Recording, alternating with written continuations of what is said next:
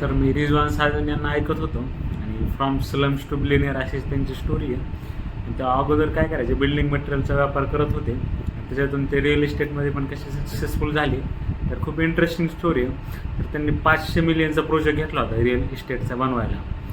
मग ते बँकेकडे लोन मागायला गेले आणि ऑब्व्हियसली त्यांची रेप्युटेशन वगैरे सगळी चांगली होती.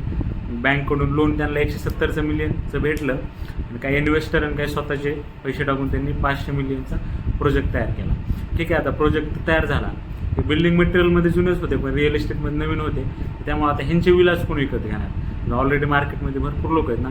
तर त्यांनी तिथं 1% नावाची स्कीम आणलेली आणि ती स्कीम खूप फेमस आहे. त्या स्कीमवर ते दुबईमध्ये फेमस झाली.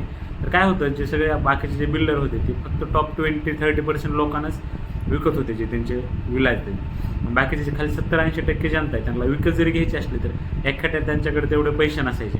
तर त्यांनी स्कीम काय काढली, तुम्ही 20-30% डाऊन पेमेंटवर भरा, राहिलेली जी अमाऊंट आहे तुम्ही ती 1% मंथवर ते पैसे तुम्ही भरायचे. आणि त्या 1% पर मंथ स्कीममुळं काय झालं, पहिल्या 1 महिन्यात त्यांचे सगळे विलास विकले गेले. तर ह्यांच्या स्टोरीमधून भरपूर गोष्टी शिकायसारख्या आहेत. पहिले ते रेप्युटेशन पाहिजे मार्केटमध्ये. रेप्युटेशन नसते त्यांना पहिल्यांदा बँककडून कर्जच भेटलं नसतं 170 मिलियनचं. दुसरं म्हणजे युनिक स्ट्रॅटेजी पाहिजे काहीतरी. त्यांची 1% स्कीमची युनिक स्ट्रॅटेजी होती.